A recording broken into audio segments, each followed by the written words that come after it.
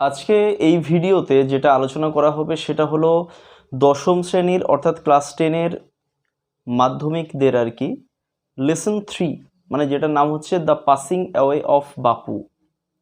এই গল্পটার এমন আলোচনা করা হবে যে এই গল্প থেকে যে প্রশ্নই দেওয়া হোক না কেন, সেটা এমসিকিউই হোক বা এসএকিউই হোক বা তোমার শূন্যস্থান পূরণ হোক বা তোমার প্রশ্ন উত্তর হোক, সবগুলোতেই কিন্তু তুমি এই ভিডিও থেকে হেল্প পাবে।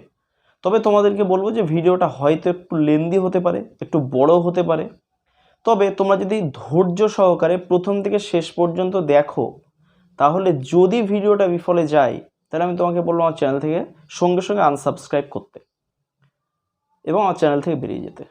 কাজেই একবার কথাটা অন্তত বিশ্বাস করে ভিডিওটা প্রথম থেকে শেষ পর্যন্ত দেখো, এটুকুই আমার রিকোয়েস্ট। তো তোমাদেরকে বলবো চ্যানেলে কিন্তু অলরেডি বাংলা তো বটেই, ইংরেজি তো বটেই, বাংলা রিলেটেড ভিডিও সেগুলোও কিন্তু চ্যানেলে দেওয়া হয়েছে, সে যে ক্লাসেরই হোক না কেন, ক্লাস 6-এর হোক, 7-এর হোক, 8-এর হোক, 9-এর হোক, 10-এর হোক, প্রত্যেকটা চ্যানেলের ভিডিও কিন্তু চ্যানেলের প্লেলিস্টে কিন্তু দেওয়া রয়েছে। তো তোমরা পারো সেই প্লেলিস্টে ক্লিক করে নিজেদের কাঙ্ক্ষিত ভিডিওটা দেখে সমৃদ্ধ হতে। কাজে আমরা আর সময় নষ্ট করব না, আমরা চলে আসবো আলোচনাতে। আমি ভিডিওতে মেনলি বঙ্গানুবাদ তো করেই দেব, একটু ইংলিশ লাইন বলেও তোমাদেরকে বিষয়টা বুঝিয়ে দেব, এবং বেশ কিছু টার্ম রয়েছে, বেশ কিছু ওয়ার্ড রয়েছে যেগুলোর মানে তোমাদের ইংলিশে জানা উচিত। কেন? কারণ যখন এমসিকিউ করা হয় বন্ধুরা, তখন কিন্তু আমাদের অনেক সময় এরকম ধরনের ফেস করতে হয় যে একটা ওয়ার্ড রয়েছে, সেটার মানে যদি আমরা ইংরেজিতে জানতে পারতাম খুব উপকৃত হতাম বা নাম্বার পেতে খুব সুবিধে হতো, কিন্তু আমরা সবসময় বাংলা পড়ি, ঠিক আছে? বেশিরভাগই বেঙ্গলি মিডিয়াম যে স্কুলগুলো আর কি, সেখানে কিন্তু বাংলার উপরে স্যারেরা বেশি জোর দেন, ইংরেজির উপরে কিন্তু খুব একটা জোর দেন না। এবার এর ফলে কি হয়, ওই যে টার্মটা, ওই যে ইংরেজি ওয়ার্ডটা রয়েছে, ওর যে ইংলিশ সিনোনিম আর কি যেটা পরীক্ষায় দেওয়া হয়, সেগুলো সম্পর্কে কিন্তু আমরা খুব একটা ওয়াকিবহাল হই না, এবং এর জন্য কিন্তু নাম্বার কমেও যায়। তো তোমাদেরকে আমি বলবো যে অবশ্যই ভিডিওটা প্রথম থেকে শেষ পর্যন্ত দেখতে।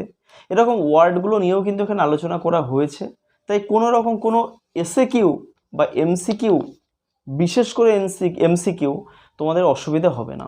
সুতরাং চলো কথা না বাড়ি আমরা শুরু করে দিই। তো দ্য পাসিং অ্যাওয়ে বাপু, এটা কি ব্যাপারে নিয়ে একটুখানি বলি। এখানে আমরা যে লেখিকাকে দেখতে পাচ্ছি, নয়নতারা সেহগাল, যিনি আর কি, তিনি আসলে খুব কাছ থেকেই বাপুজি মানে গান্ধীজির মৃত্যুকে দেখেছিলেন। মানে গান্ধীজি যখন মারা যান আর কি, তো সেই সময় কিন্তু তিনি সেইখানেই ছিলেন যেখানে মারা গিয়েছিলেন, এবং সারা ভারতবর্ষে যে কি সিচুয়েশন তৈরি হয়েছিল মানে ঠিক পরপরই, সেই ব্যাপারেই কিন্তু এই গল্পটা লেখা। তবে অনেক মানে খুব বেশি যে ডিটেলসে লেখা তা নয়, কিন্তু মোটামুটি এক্স্যাক্ট ওই সময়টায় যা ফিলিংস হয়েছিল মানুষের মনে বা যা সিচুয়েশন উপস্থিত হয়েছিল, সেগুলো সম্পর্কে কিন্তু এখানে লেখা রয়েছে। তো একটা ব্যাপার আমি কবি পরিচিতিতে খুব একটা আসছি না, নয়নতারা সেহগালটা একটু দেখে নিও। আর সবথেকে বড় মানে ইম্পর্টেন্ট যে ব্যাপারটা, সেটা হচ্ছে এখানে কিন্তু এই প্রিজন অ্যান্ড চকোলেট কেক, এইটা থেকে আসলে এই কবিতাটা মানে এই গল্পটা নেওয়া হয়েছে তোমাদের। এই বিষয়টা একটু দেখে রেখো, এই যে প্রিজন অ্যান্ড চকোলেট কেক এইখান থেকে নেওয়া, যেটা কিনা লেখিকা স্মৃতির চারণ করতে গিয়ে লিখেছেন আর কি। তো এইবারটা কিন্তু তোমাদের আসতে পারে পরীক্ষায়, এমসিকিউর মধ্যে ঢুকিয়ে দেওয়া যেতে পারে বা ঢুকে দিতে পারেন। সুতরাং এই ব্যাপারটা ভালো করে দেখে রাখো। চলে আসে আমরা ইউনিট 1-এ চলে আসবো। প্রথমে আলোচনা করবে ইউনিট 1 নিয়ে। I was having tea at home on the evening of 30th January 1948 when I was called to Birla House by an urgent telephone. তো the speaker was taking tea. তিনি সন্ধেবেলাতে 30শে জানুয়ারি 1948 সাল দিনটা ছিল যেদিন গান্ধীজি মারা গিয়েছিলেন আর কি। তো 30শে জানুয়ারি 1948 সাল তিনি কিন্তু সান্ধ্য যে আর কি ভোজ, তো তিনি সন্ধেবেলায় কিন্তু চা খাচ্ছিলেন, এবং তাকে কিন্তু তখনই সন্ধেবেলাতে অ্যাকচুয়ালি তাকে ডাকা হয় বিড়লা হাউসে, একটা জায়গার নাম। তো কিসের মাধ্যমে ডাকা হয়েছিল? বাই অ্যান আর্জেন্ট টেলিফোন, মানে টেলিফোন আর্জেন্ট মানে আমরা জানি এমার্জেন্সি। তো এমার্জেন্সি টেলিফোন কলের দ্বারা তাকে কিন্তু ডাকা হয়েছিল। Gandhiji had been shoot on his way to a prayer meeting, কিন্তু গান্ধীজিকে কিন্তু শ্যুট করা হয়েছিল, গুলি মারা হয়েছিল। এখানে ভয়েসটা চেঞ্জ করা, গান্ধীজি হ্যাড বিন শুট মানে গান্ধীজিকে গুলি করা হয়েছিল। On his way to a prayer meeting মানে তার প্রার্থনা কক্ষে বা প্রার্থনা সভায় যাওয়ার পথে, এখানে অন হিজ ওয়ে মানে যাওয়ার পথে, তার যাওয়ার পথে, প্রার্থনা গৃহে যাওয়ার পথে বা প্রার্থনা সভায় যাওয়ার পথেই কিন্তু তাকে গুলিটা মারা হয়েছিল। ঠিক আছে, তো এখানে একটা ভয়েস চেঞ্জ আসতে পারে যে গান্ধীজি হ্যাড বিন শুট, এর ভয়েস চেঞ্জ কি হবে? তো কি হবে? Someone shoot Gandhiji, sorry someone had shoot Gandhiji, এটা কিন্তু উত্তর হবে। যাক আমরা চলে যাওয়ার পরে, আই ওয়াজ নাম with shock as I got in to the car.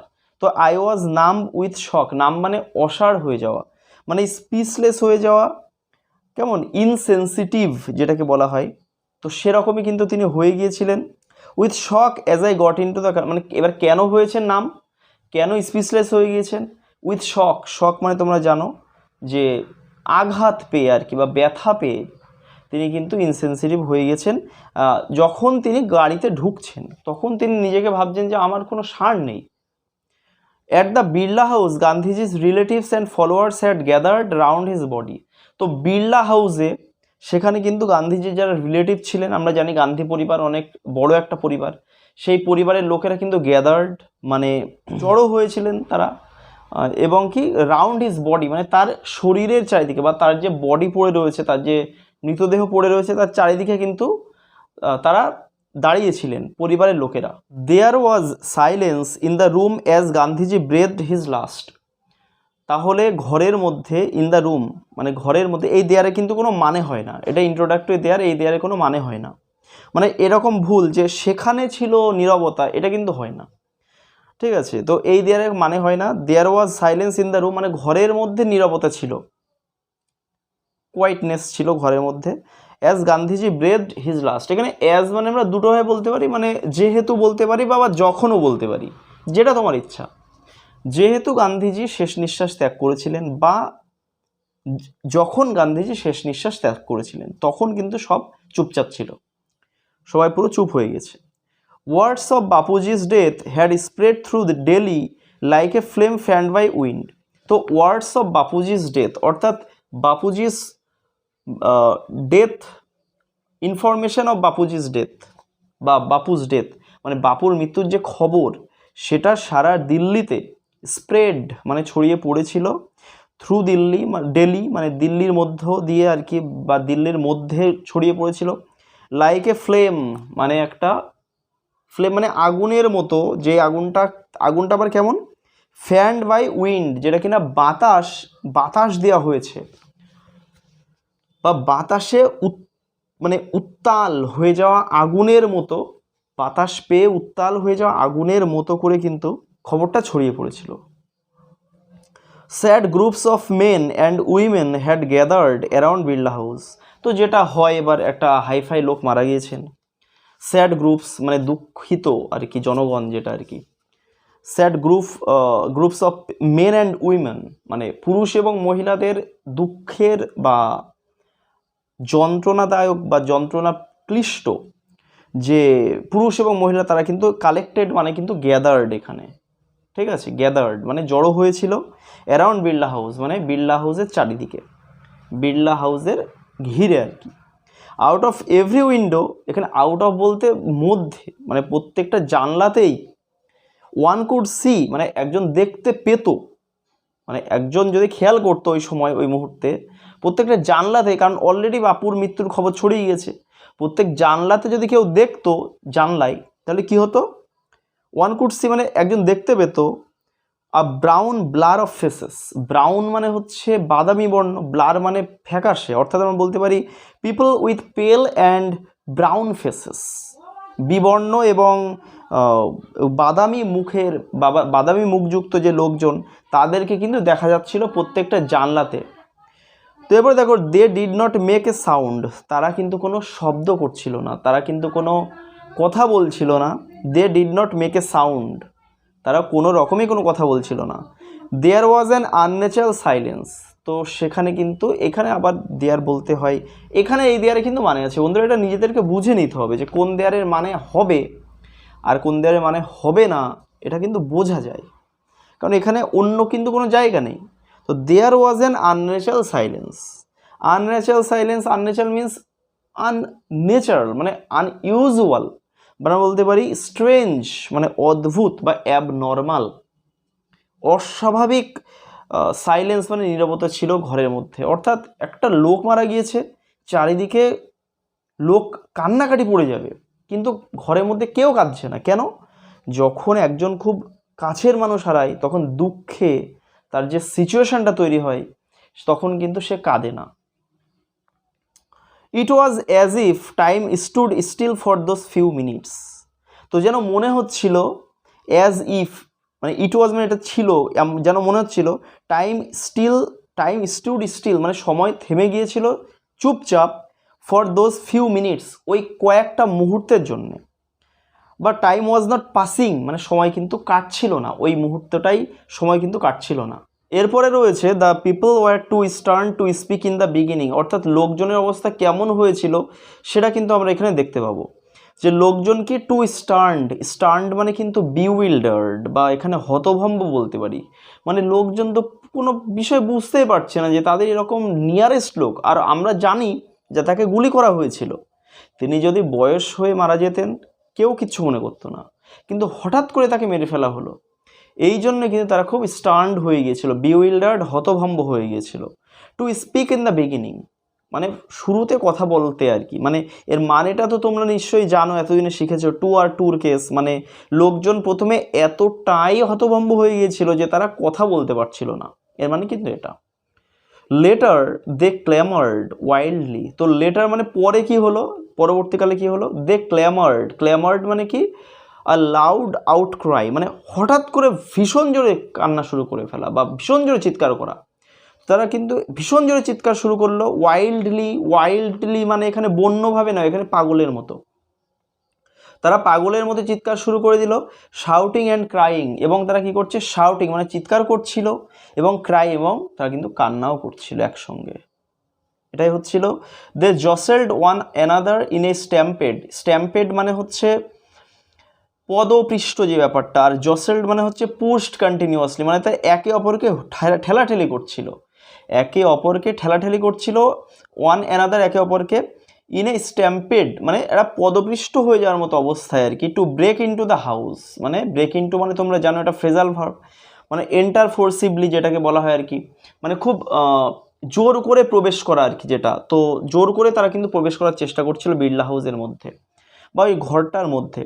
They calmed a little when it was announced that they would be allowed to see Gandhiji before the funeral. তো তারা কিন্তু একটু calmed মানে কি became quiet মানে তারা একটু চুপ হলো বা তারা একটু নীরব হলো বা তারা একটু শান্ত হলো। কখন? a little মানে হচ্ছে অল্প পরিমাণে হলো। when it was announced that যখন এটা announced মানে declared মানে যখন ঘোষণা করা হয়েছিল that they would be allowed যে তাদেরকে অ্যালাউ করা হবে, এখানেও কিন্তু ভয়েস চেঞ্জ, তাদেরকে অ্যালাউ করা হবে কি করতে, টু সি মানে দেখতে গান্ধীজি বিফোর দ্য ফিউনারাল মানে হচ্ছে শেষকৃত্য বা অন্ত্যেষ্টিক্রিয়া যেটা বলা হয় আর কি, মানে মানুষ মারা যাওয়ার পরে যেটা হিন্দুরা যেটা করে পুড়িয়ে ফেলা যে ব্যাপারটা, এটাকেই বলা হচ্ছে ফিউনারাল। তো তার আগে সবাইকে গান্ধীজিকে দেখতে দেওয়া হবে, কাউকে বঞ্চিত করা হবে না, তখন তারা একটু শান্ত হলো। When one is faced with the shock of loved one's death, one whimpers. তো when one is faced with the shock of a loved one's death মানে শক মানে আঘাত বা শোক, যখন একজন কোনো ব্যক্তি, এখানে ওয়ান মানে আমরা বলতে পারি কোনো একজন ব্যক্তি যখন ফেসড মানে সে যখন সম্মুখীন হয় কিসের, উইথ দ্য শক মানে আঘাতের বা শোকের সম্মুখীন হয়, কিসের সেটা, of a loved one's death মানে একজন ভালোবাসার ব্যক্তি বা খুব ভালো কাছের লোকের মৃত্যুজনিত শোক, যখন সে, এখানে লাভড ওয়ান মানে হচ্ছে কাছের মানুষের মৃত্যুজনিত শোক যখন সে ফেস করে বা সে যখন মুখোমুখি হয় তখন কী হয়, ওয়ান হুইম্পার্স মানে কি weep in a low voice মানে নিচু স্বরে কান্না করা। তো সে কিন্তু নিচু স্বরে কান্না করে কি what will become of me now that he has left me. তো what will become of me now, তাহলে হোয়াট উইল বিকাম মানে কি হবে, নাও মানে এখন, অফ মি মানে আমার, আমার এখন কি হবে, দ্যাট মানে যে, হি হ্যাজ লেফট মি তিনি আমাকে ছেড়ে চলে গিয়েছেন। যখন আমাদের কাছের লোক মানে তখন আমরা এইটাই তো ভাবি প্রথমে যে আমাকে ছেড়ে চলে গেল, আমার কি হবে যে ভবিষ্যৎ, আমি এবার হয়তো আমিও মারা যাব। তো এই যে ব্যাপারটা সেটাই বলা হচ্ছে যে তখন এইভাবেই কিন্তু কেউ একজন তার দুঃখটা প্রকাশ করে, শোকটা প্রকাশ করে। This was surely the question upper most in the mind of the morning people.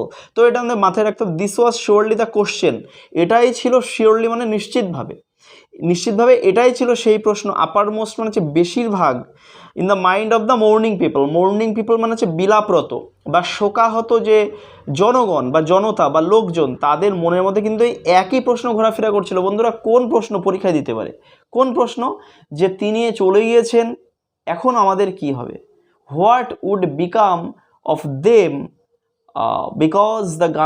Because Gandhiji was no more, or Gandhiji passed away, মারা গিয়েছেন যেহেতু এখন তাদের কি হবে, এটাই কিন্তু প্রশ্ন। They looked like lost children, তো তাদেরকে কিন্তু লস্ট চিলড্রেন মানে হারিয়ে যাওয়া সন্তান, মানে বাবা মার থেকে ডিটাচড হয়ে যায় যে সন্তানরা মেলায় গিয়ে, তখন যে তাদের যে ফিলিংসটা হয় তাদেরকে দেখতে সেরকমই লাগছিল, হারিয়ে যাওয়া মনে হচ্ছে, তাই বাবা মা হারিয়ে গেছে, হারিয়ে যাওয়া সন্তানের মতো লাগছিল তাদেরকে। It was the question in many of our hearts as we sat still shocked and unbelieving. তো it was the question in many of our hearts, এটা শুধুমাত্র এটা আমাদের সবার মনের মধ্যে কিন্তু এই প্রশ্নটা ছিল যে বাপুর মারা গিয়েছে, এখন আমাদের কি হবে। Many of our hearts as we sat, যেহেতু আমরা তখন পর্যন্ত বসেছিলাম ওখানে গান্ধীজির বডির পাশে, যখন আমরা বসেছিলাম, স্টিল শকড মানে তখন অবধি কিন্তু আমরা শকড মানে শোকগ্রস্ত অবস্থা, আমাদের শোকের বাইরে আমরা বেরিয়ে আসতে পারছিলাম না, অ্যান্ড আনবিলিভিং এবং অবিশ্বাস্য লাগছে বিষয়টা, মানে আমরা বিশ্বাস করে উঠতে পারছি না।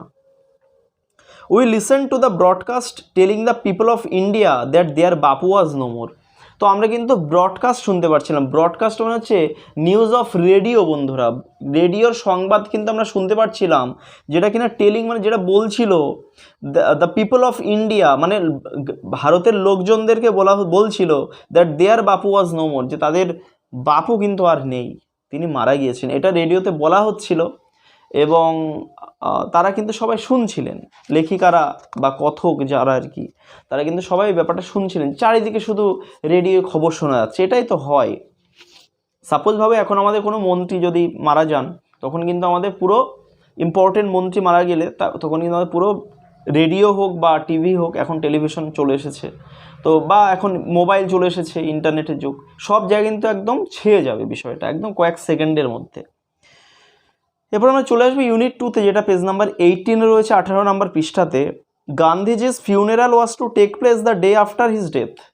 তো গান্ধীজির যে অন্ত্যেষ্টিক্রিয়া, ফিউনারাল অন্ত্যেষ্টিক্রিয়া বা শেষকৃত্য যেটা, সেটা ওয়াজ টু টেক প্লেস মানে শিডিউল টু বি হেল্ড, মানে যে আয়োজন করার জন্য দিন ঘোষণা বা দিন ধার্য করা হয়েছিল, the day after his death, তার মৃত্যুর ঠিক পরের দিনেই, মানে ওই দিন মানে তাকে পোড়ানো যাচ্ছে না, এত পরিমাণে লোকের ভিড়, সবাইকে দেখতে দিতে হবে তার বডি, সেই জন্য ওই দিনটাতেই কিন্তু পোড়ানো যাচ্ছে না, তাকে পরের দিন পোড়াতে হচ্ছে।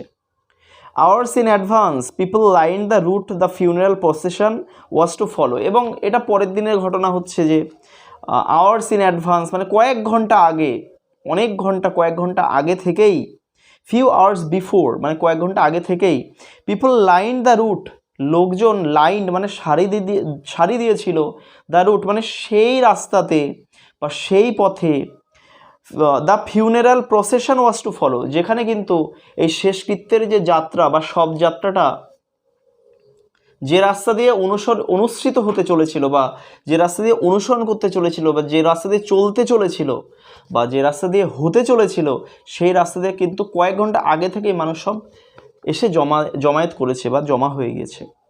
Padmasi, Mrs Naidu's daughter, spoke for us all when she said simply. তো পদ্মাসি, মিসেস নাইডুস ডটার, মনে রাখতে হবে মিসেস নাইডু মানে হচ্ছে সরোজিনী নাইডু, যিনি একজন ভারতীয় ছিলেন না, অ্যাকচুয়ালি ব্রিটিশ ছিলেন, কিন্তু তিনি ভারতের জন্য অনেক কিছু করেছিলেন, মানে স্বাধীনতার পরেও তিনি ভারতে থেকে গিয়েছিলেন। তো শ্রীমতী নাইডু আর কি, তার মেয়ে হচ্ছে পদ্মাসী মানে পদ্মশ্রী, শ্রীমতী নাইডুর মেয়ে, স্পোক ফর আস অল, তিনি কিন্তু আমাদের সবার জন্য কথা বলেছিলেন বা আমাদের সবার হয়ে তিনি কিছু বলেছিলেন বা বলা তার কথা বলেছিলেন। হোয়েন শি সেড সিম্পলি, যখন তিনি খুব সিম্পলি মানে খুব সাধারণভাবে বা খুব সহজ সরলভাবেই বলেছিলেন যে উই উইল ওয়াক, আমরা কিন্তু হাঁটবো, আমরা শুধুমাত্র রাস্তার দুধারে দাঁড়িয়েই গান্ধীজিকে দেখব না, আমরা তার সঙ্গে হাঁটবো। It is the last time we shall be walking with Bapu, কারণ আছে তার, আমরা কেন হাঁটবো, কারণ আমরা এর আগে তো অনেক হেঁটেছি বাপুর সঙ্গে। আমরা জানি মহাত্মা গান্ধী সবসময় হেঁটে তার হাতে একটা লাঠি থাকতো, ওই যে আমাদের 50 পয়সার ছবিতে আগেকার দিনে 50 পয়সা না, টাকার নোটে আর কি এরকম ছবি ছিল, 500 টাকার নোটে মেনলি আগেকার দিনে, যেটা ডিমনিটাইজেশন আগে ছিল আর কি, এখন তো আর নেই সেই 500 টাকা পুরনো। তো এই 500 টাকার নোটে কিন্তু ওই ছবিটা ছিল, এবং আমরা অনেক জায়গাতে রাস্তাতে দেখতে পাই যে মহাত্মা গান্ধী লাঠি নিয়ে দাঁড়িয়ে রয়েছেন এবং তার পিছনে তার ফলোয়ার্সরা। তো এইগুলোই কিন্তু বাপুর ব্যাপার, মানে তিনি সবসময় হাঁটতেন, তিনি সারা সমস্ত ভারতবর্ষে মানুষদের জন্য হেঁটেছেন। তো এইবার অন্যরা তার অনুগামীরাও তার শেষবারের মতো তার সঙ্গে হাঁটবেন, তার সমাধি যাত্রায় তারা হাঁটবেন। It was an agonising walk, agonising মানে হচ্ছে প্যাথেটিক বা পেইনফুল, মানে এটা খুব যন্ত্রণাদায়ক, এটা একটা খুব যন্ত্রণাদায়ক হাঁটা ছিল। এতদিন তো গান্ধীজির সঙ্গে মানুষ সুখে শান্তিতে আরামে ঠিক বলবো না, মানে আনন্দের সঙ্গে কিন্তু সবাই হেঁটেছিল গান্ধীজির সঙ্গে, কারণ গান্ধীজি হাঁটাকে একটা খুব মানে এনার্জেটিক একটা জিনিসে পরিণত করেছিলেন, সেটা আমরা একটু পরে পড়বো যদিও। তো এটা কিন্তু একটা দুঃখের মানে হাঁটা ছিল, এটা মোটেও আনন্দের ছিল না। Thousand silently watched the procession, তো থাউজেন্ডস মানে বন্ধুরা এখানে সংখ্যা, জনসংখ্যা, মানে হাজার হাজার লোক, এখানে থাউজেন্ডস মানে হাজার হাজার লোক, তারা কিন্তু কি সাইলেন্টলি মানে মানে চুপিসারে বা তারা নীরবে, ওয়াচড মানে তারা অবজার্ভ মানে তারা উপভোগ করছিল বা তারা দেখছিল বিষয়টা, দ্য প্রসেশন মানে শোক যাত্রা বা সেই মিছিল, শোক মিছিল।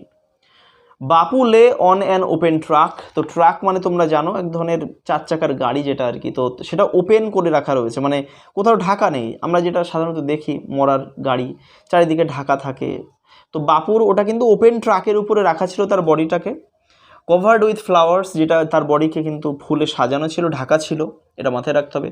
থাউজেন্ডস অফ পিপল ওয়েপ্ট, হাজার হাজার লোক কিন্তু কান্না করেছিল, সবাই কান্না করছিল। Trying to touch Bapu's feet, এবং তারা কিন্তু বাপুর যে পা সেটাকে তারা ছোঁয়ার চেষ্টা করছিল, সবাই ছোঁয়ার চেষ্টা করছিল শেষবারের মতো, কারণ শেষবারের মতো ছুঁচ্ছে, এরপরে তারা কিন্তু আর ছুঁতে পারবে না, কারণ তাকে পুড়িয়ে দেওয়া হবে। It was impossible to move in the thick crowd, move মানে এগিয়ে যাওয়া, অর্থাৎ থিক ক্রাউড, বন্ধুরা ক্রাউড কিন্তু থিক ছিল, মানে লোকের যে ভিড় জনগণের সেটা খুব থিক ছিল, সেটা খুব পুরু ছিল, এবং তার মধ্যে কিন্তু হাঁটাটা ওয়াজ কোয়াইট নট ইজি, মানে ওটা কিন্তু খুব একটা সহজ ব্যাপার ছিল না, ইম্পসিবল ছিল। As I move forward slowly I understood I was not merely in the midst of grieving people, তো অ্যাজ আই মুভ ফরওয়ার্ড, যখন আমি মুভ মানে এগোলাম, আর ফরওয়ার্ড মানে সামনের দিকে আমি যখন এগিয়ে গেলাম, স্লোলি মানে আস্তে আস্তে এগোচ্ছি, কারণ বেশি জোরে এগোতে পারছি না, কারণ সামনে জায়গা নেই। আই আন্ডারস্টুড মানে আমি বুঝতে পেরেছিলাম, I was not merely in the midst of grieving people, I was not মানে আমি ছিলাম না কি merely মানে কেবলমাত্র, গ্রিভিং মিডস্ট মানে হচ্ছে মধ্যে, অফ গ্রিভিং যাই বলো না কেন, পিপল মানে জনগণ, অর্থাৎ শোকস্তব্ধ বা শোকগ্রস্ত যে জনগণ বা লোকজন, তাদের মধ্যেই ছিলাম না, মানে লেখিকা আসলে বলতে চাইছেন যে সমস্ত লোকেরা এই যে হাঁটছেন গান্ধীজির শবদেহের সঙ্গে, তারা যে শুধুমাত্র শোকগ্রস্ত লোকই ছিলেন না, আরও বেশি কিছু ছিলেন। This was even more than the funeral procession of India's beloved leader, এটা যেন মনে হচ্ছিল দিস ওয়াজ ইভেন মোর, এটা ছিল এমনকি আরও বেশি, more than the funeral procession মানে তোমরা জেনেছো অন্ত্যেষ্টি বা শেষকৃত্য বা সব যাত্রা যেটা আর কি, সেই ফিউনারাল প্রসেশন অর্থাৎ সব যাত্রার থেকেও যেন বেশি কিছু ছিল। অফ ইন্ডিয়াস বিলাভেড লিডার, ভারতের ভালোবাসার যে নেতা, তার সব যাত্রা বা তার যে অন্ত্যেষ্টি যাত্রার যে মিছিল, সেটার থেকেও যেন এটা বেশি কিছু ছিল। I was among people for hmm walking with Bapu had a special meaning. তো আমি ছিলাম সেই ব্যক্তিদের মধ্যে বা সেই লোকজনদের মধ্যে বা সেই জনগণদের মধ্যে, ফর হুম মানে যাদের জন্য বা যাদের কাছে ওয়াকিং মানে হাঁটা, হ্যাড এ স্পেশাল মিনিং, হাঁটার কিন্তু একটা আলাদা অর্থ ছিল, তাদের মধ্যে আমি পড়ি যাদের কাছে হাঁটার একটা আলাদা মিনিং ছিল। We had worked with Bapu over the rough and smooth of India's recent history. তো উই হ্যাড ওয়ার্কড উইথ বাপু, আমরা বাপুর সঙ্গে হেঁটেছিলাম, with Bapu over the rough and smooth, rough বন্ধুরা, রাফ মানে যে বন্ধুর বা অমসৃণ, আর স্মুথ মানে মসৃণ। অর্থাৎ বন্ধুরা একটা জিনিস ভাবতে হবে যে গান্ধীজির সঙ্গে যারা হেঁটেছিলেন এতদিন, গান্ধীজি তো অনেক লড়াইতেও নাম দিয়েছেন, সেখানে পুলিশের লাঠির বাড়িও খেতে হয়েছে, সেটা কিন্তু অবশ্যই বন্ধুর ছিল বা অমসৃণ ছিল, বা দ্যাট ওয়াজ নট ইজি বা দ্যাট ওয়াজ কমপ্লিকেটেড ওয়াকিং, মানে ওটা কিন্তু কঠিন হাঁটা ছিল। এবং যখন বাপুর সঙ্গে ভালো কাজে গিয়েছেন তারা, ইংরেজদের সঙ্গে কথা বলে মীমাংসা পেয়েছেন, সেখানে কিন্তু ভালো বলা হচ্ছে। অর্থাৎ বলা হচ্ছে ভারতবর্ষের যে রিসেন্ট হিস্ট্রি মানে সদ্য যে ইতিহাস প্রকাশিত হওয়া, সেই ইতিহাসের সাক্ষী তারা, তারা বাপুর সঙ্গে হেঁটেছে, কখনো ভালো ছিল রাস্তা, কখনো খারাপও ছিল। We could not now accept the fact that the man who had led us over many difficult paths was never going to walk with us again. তো we could not now accept the fact, আমরা কিন্তু fact মানে ওই ব্যাপারটা এখন মোটেও মেনে নিতে পারছিলাম না, দ্যাট দ্য ম্যান যে সেই ব্যক্তি, সেই লোক, হু হ্যাড লেড আস যে যারা, যিনি কিনা আমাদের এতদিন পরিচালিত করেছেন, এগিয়ে নিয়ে চলেছেন, এগিয়ে নিয়ে থেকেছেন, over many difficult paths, difficult মানে আনইজি বা টাফ, মানে অনেক কঠিন পথ মানে রাস্তা, অনেক কঠিন রাস্তা বা পথের উপর দিয়ে যিনি আমাদের লিড করেছেন, আমাদেরকে পরিচালিত করেছেন, was never going to walk with us again, তিনি আর আমাদের সঙ্গে কিন্তু হাঁটতে যাচ্ছেন না, বা এরপরে কিন্তু তিনি আমাদের সঙ্গে আর হাঁটবেন না, আমাদের একাই হাঁটতে হবে। Bapu's slight figure had walked staff in hand over a large part of India. তো বাপুর স্লাইট মানে বন্ধুরা স্লিম বা স্লেন্ডার, অর্থাৎ স্লাইট মানে হচ্ছে রোগা, স্লিম বা স্লেন্ডার যেটা বললাম। তো বাপুর যে রোগা দেহ, সেটা আবার যেটা যা হাঁটতো আর কি, উইথ মানে স্টাফ ইন হ্যান্ড মানে হাতে সবসময় তার একটা লাঠি থাকতো, তোমরা ছবিতে দেখেছো গান্ধীজির হাতে লাঠির ছবি। তো সেটা কি over a large part of India, সেটা কিন্তু ভারতবর্ষের অনেক বিস্তৃত জায়গা বা ভারতবর্ষের বেশিরভাগ জায়গাতেই কিন্তু তিনি লাঠি হাতে হেঁটেছিলেন, সেটাই বলা হচ্ছে। To walk is to make slow progress, এবং বাপুজি এটা বিশ্বাস করতেন যে টু ওয়াক মানে হাঁটার মানে হচ্ছে স্লো প্রোগ্রেস, আস্তে আস্তে উন্নতি করা বা আস্তে আস্তে সাকসেস পাওয়া। It is to think with clarity and closely look at all that is around you from small insects to the horizon in the distance. এবং বন্ধুরা আমাদের এটা মনে রাখতে হবে যে যারা ভালো মানুষ তারা কিন্তু সবসময় তাদের চারিপাশে যা যা থাকে, বড় হোক ছোট হোক যাই থাকুক না কেন, সবসময় কিন্তু তাদের প্রতি একটা আলাদা দৃষ্টিভঙ্গিতে দেখে এবং তারা প্রত্যেকটা জিনিসকে সমান গুরুত্ব দেয়। সেটা কেন বলা হচ্ছে যে it is to think with clarity, এবং স্বচ্ছতার সাথে আমাদেরকে ব্যাপারটা ভাবতে হবে, অ্যান্ড ক্লোজলি এবং খুব কাছ থেকে আমাদের বিষয়গুলোকে আমার দেখতে হবে বিষয়গুলোকে, একটা all that is around you, তোমার পাশে যা যা রয়েছে সবগুলোকে তোমাকে গুরুত্ব দিতে হবে। ফ্রম স্মল ইনসেক্টস, ছোটো পতঙ্গই হোক পিঁপড়ের মতো, বা তোমার কি to the Horizon in the distance, বা তোমার দূরের যে সেই দিগন্ত রেখা, যাই বলো না কেন সব কিছুকেই কিন্তু তোমার সমান গুরুত্ব দিতে হবে।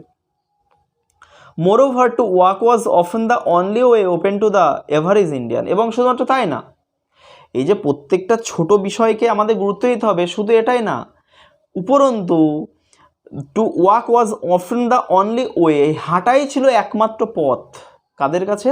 টু দ্য এভারেজ ইন্ডিয়ান, মানে গড়পড়তা ভারতীয়দের কাছে কিন্তু এই হাঁটাটাই একমাত্র পথ ছিল, কারণ তারা অত বড় লোক ছিল না। এই যে এখানে লেখা রয়েছে it required no vehicle except his own body, এটা কিন্তু কোনো যানবাহন প্রয়োজন ছিল না, এই হাঁটতে কিন্তু কোনো যানবাহন লাগে না, সাইকেল, মোটরসাইকেল, 4 চাকা, BMW কিছুই লাগে না, বরং কি বাট হিজ বডি মানে হিজ ওন বডি, তার নিজের শরীরটাই শুধু কাজে লাগে, ওটাই যন্ত্র, ওটাই মেশিন, ওটাই যানবাহন আর কি। And cost him nothing but his energy, এবং কোনো টাকা পয়সা লাগে না কিন্তু, কারণ ভারতীয়রা তখন ভীষণ গরিব ছিল, ভারত যখন সবে স্বাধীনতা পেয়েছে তখন ভারতবাসীরা খুব গরিব ছিল। মানে তারা খুব অসহায় ছিল। তো তাদের কাছে কিন্তু কোনো যানবাহন ছিল না হাঁটার জন্য, সেই জন্য মানে কোথাও যাওয়ার জন্য তাদের কাছে কিন্তু কোনো যানবাহন ছিল না, সেই জন্য হাঁটাটাই তাদের কাছে একমাত্র উপায় ছিল, এটাই বলা হচ্ছে। এবং এর কারণে কি মানে কিছুই টাকা পয়সা লাগতো না এখানে, কস্ট মানে মূল্য লাগতো না কোনো, বাট ইজ এনার্জি। কিন্তু তার সে একটু শারীরিক শক্তি তার প্রয়োজন হতো আর কি, বা ওই শক্তিটা একটু খরচ হতো। Gandhiji took this necessity as he took much that was commonplace and transformed it into a joyful effort. এবং Gandhiji took this necessity, Gandhiji কিন্তু এই প্রয়োজনীয়তাকে তিনি খুব ভালোভাবে গ্রহণ করেছিলেন। অ্যাজ হি টুক মাচ, যেহেতু তিনি as he took much that was common place, এবং মানে সাধারণ ছোটোখাটো যে বিষয়গুলো, যেগুলো সব মানুষ ব্যবহার করতে পারবে, যেগুলো প্রত্যেকটা গরিব হোক বড়লোক সবাই যার মধ্যে নিজেদেরকে মিশে ফেলতে পারবে, সেই তুচ্ছ সাধারণ বিষয়গুলোকে তিনি কী করতেন, মানে ওইগুলোকে বেশি গুরুত্ব দিতেন। কমন প্লেস সাধারণ জিনিস, ওইগুলোকে তিনি বেশি গুরুত্ব দিতেন, ঠিক আছে। অ্যাজ হি টুক মাচ, তিনি বেশি গুরুত্ব দিতেন, that was commonplace and transformed it into a joyful effort. এবং এটা কিন্তু এটা কঠিন হতে পারে, হাঁটাটা একটু কষ্টকর হতে পারে, কিন্তু তোমরা বন্ধু অনেকটা খেয়াল করবে অনেক সময় যে হাঁটার সময় তোমার যদি একজন সঙ্গী থাকে তাহলে দেখবে অতটা তোমার মনেই হবে না যে তুমি কখন এতটা পথ পাড়ি দিয়ে ফেলেছো। ঠিক সেখানে অ্যাকচুয়ালি এটাই ব্যাপার। গান্ধীজিকে আমি দেখছি, গান্ধীজিকে ভারতবাসীরা ঈশ্বরের মতো মনে করতেন। তো ঈশ্বর আমাদের সঙ্গে যাচ্ছেন, কিসের কষ্ট, কিসের লজ্জা, কিসের দ্বিধা, সেই জন্য তাদের কাছে কিন্তু একটা জয়ফুল এফোর্ট, মানে আনন্দদায়ক একটা প্রচেষ্টা, আনন্দদায়ক প্রয়াস কিন্তু এটা তাদের কাছে ছিল। এরপরে আমরা চলে আসবো ইউনিট 3 লাস্ট ইউনিটে। বন্ধুরা আমাকে কমেন্ট করে জানাও তোমরা সত্যি বুঝতে পারছো তো আমি যেভাবে বোঝাচ্ছি, বা সত্যি এইভাবে কাজে লাগছে তো তোমাদের এই আলোচনাটা। যদি ভালো লেগে থাকে অবশ্যই কিন্তু নিচে কমেন্ট করে প্লিজ প্লিজ প্লিজ আমাকে জানিও। তো কথা না বাড়ি আমরা চলে আসছি ইউনিট 3-তে, লাস্ট ইউনিট এটা। Some days after the funeral, a special train took Gandhiji's ashes to Allahabad. তো এটা মাথায় রাখতে হবে যে অন্ত্যেষ্টিক্রিয়ার পরের দিনেই কিন্তু নয়, কিছুদিন পরে, some days after the funeral, কয়েকটা দিন পরে অন্ত্যেষ্টিক্রিয়ার, a special train, একটা স্পেশাল ট্রেনের ব্যবস্থা করা হয়েছে, কারণ গান্ধীজি হাইফাই লোক ভারতের তখন।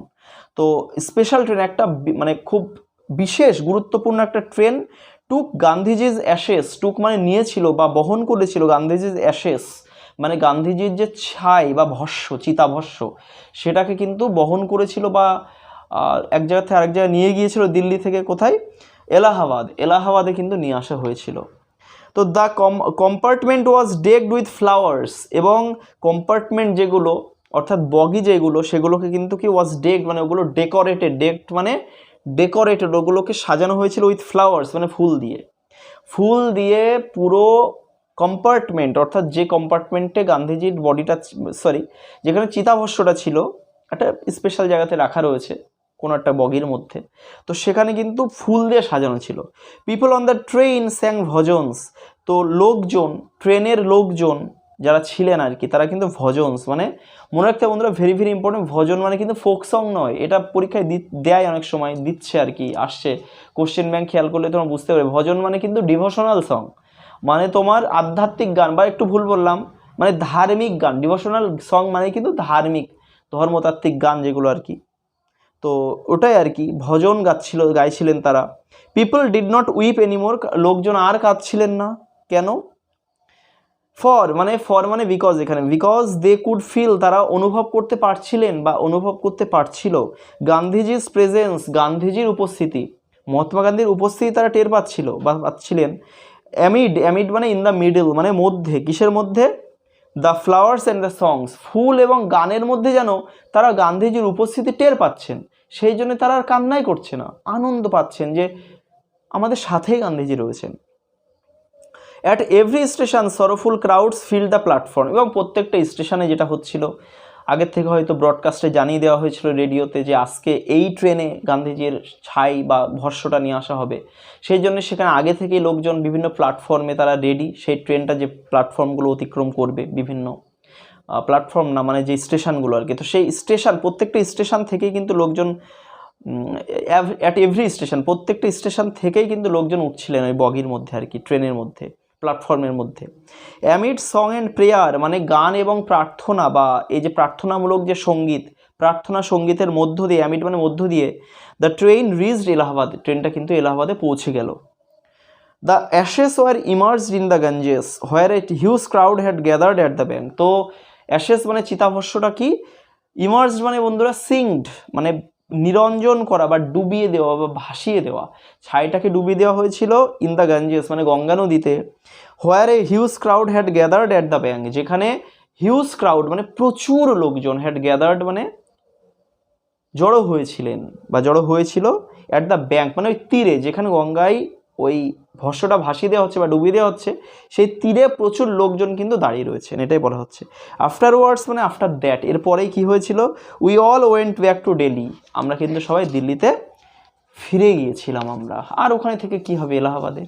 যাই হোক, back in Delhi I felt at sea, অর্থাৎ আমরা কিন্তু এটা পরিষ্কার বন্ধুরা, লেখিকা কিন্তু ওই ট্রেনের মধ্যে ছিলেন, ওই ট্রেনের মধ্যে কিন্তু লেখিকা ছিলেন, এটা কিন্তু পরিষ্কার। নাহলে তিনি কি করে বুঝতে পারছিলেন যে প্রত্যেকটা প্ল্যাটফর্ম থেকে লোক উঠছে বা প্রত্যেকটা স্টেশন থেকে লোক উঠছে, নিশ্চয়ই তিনি কম্পার্টমেন্টের মধ্যে ছিলেন। যাই হোক দেখো, back in Delhi I felt at sea মানে দিল্লিতে ফিরে আমি সমুদ্রের মধ্যে অনুভব করলাম যে আমার যেন কোনো অস্তিত্বই নেই, আমি যেন ডুবছি, শুধু হাবুডুবু খাচ্ছি আমি সমুদ্রে। I had not directly worked with Gandhiji, gone to prison at his call or made any sacrifice for my country. তো আমি কিন্তু, এবার লেখিকা নিজে বলছেন যে I had not, এখানে লেখিকার এই লাস্ট ইউনিটে এখানে আমরা লেখিকার নিজস্ব কিছু কথা পাচ্ছি আর কি। তো লেখিকা বলছেন যে আমি সরাসরি, ডিরেক্টলি মানে সরাসরি প্রত্যক্ষভাবে, হ্যাড নট ওয়ার্কড মানে আমি কখনো হাঁটিনি, উইথ গান্ধীজি মানে গান্ধীজির সাথে, gone to prison at his call তার ডাকে, অ্যাট হিজ কল মানে তার নির্দেশে, গন টু প্রিজন আমি কিন্তু কখনো জেলেও যাইনি। আমরা জানি যে গান্ধীজি অনুগামীরা কিন্তু অনেক সময় জেলে গিয়েছিলেন, কংগ্রেসের লোকেরা যারা ছিলেন। Or made any sacrifice for my country, এবং কি স্যাক্রিফাইস মানে কি give up something in for positive purpose মানে ভালো উদ্দেশ্যে কিছু ত্যাগ করা, বা যেটাকে বলা হয় মানে আত্মবলিদান, যেটা বা যেটা ত্যাগ যেটাকে বলে স্যাক্রিফাইস মানে। তো আমি কিন্তু কোনো ত্যাগ করিনি কোনো বিষয়ে, আমার দেশের জন্য আমি কখনো কোনো আত্মবলিদান দিইনি। My sisters and I and other young people liked me had been merely onlookers. তো মাই সিস্টার অ্যান্ড আই আমার বোনেরা, মানে লেখিকার বোন ছিল অনেক, তো আমার বোনের এবং আমি কি, and other young people like me এবং অন্য কিছু তরুণ তরুণীরা, লাইক মি মানে আমাদের মতো বা আমার মতো, অ্যাকচুয়ালি আমার মতো কিছু অন্য তরুণ তরুণীরা, আমার বোনেরা ছাড়াও কি, হ্যাড বিন মেয়ারলি অনলুকার্স তারা কিন্তু শুধুমাত্র দর্শকই ছিল বন্ধুরা। এখন তোমাদের পরীক্ষায় প্রশ্ন আসতে পারে যে কবি লেখিকা কেন নিজেকে তিনি অনলুকার্স বলছেন, কারণ কি, কারণ তারা তো ডিরেক্টলি কখনো গান্ধীজির সঙ্গে হাঁটেননি, তারা শুধু নিছক দর্শকই ছিলেন, কিন্তু বুঝতে পারছিলেন যে সামথিং ইজ ভেরি রং, কোনো একটা সত্যি কিছু খুবই উল্টোপাল্টা হয়েছে, খুব খারাপ কিছু হয়েছে গান্ধীজি মারার পরে, তারা বুঝতে পারলেন। But still I felt at sea, কিন্তু আমি যদিও বা ডিরেক্টলি হাঁটিনি, বা আমরা যদিও বা নিছক দর্শক ছিলাম, স্পেকটেটর্স ছিলাম, অনলুকার্স মানে স্পেকটেটর্স মানে যারা শুধু চুপচাপ দেখে যায়, কোনো রিয়াকশান করতে পারে না বা কিছু বলতে পারে না। তো but still I felt at sea, কিন্তু তবুও আমি সমুদ্রে অনুভব করলাম নিজেকে, যেন আমি সমুদ্রের মধ্যে রয়েছি। I felt I had grown within a magic circle. তো মৃত্যুর পরেই কিন্তু বন্ধুরা মানুষ অনেক কিছু রিয়ালাইজ করতে পারে। এই লেখিকা যখন গান্ধীজি বেঁচেছিলেন ততদিন হয়তো অতটা রিয়ালাইজ করতে পারেননি। তো মারা যাওয়ার পরে তিনি যেন ভাবছেন যে I had grown up within a magic circle, আমি একটা জাদু বৃত্তের মধ্যে বড় হয়েছিলাম বা বেড়ে উঠেছিলাম বা জন্মেছিলাম।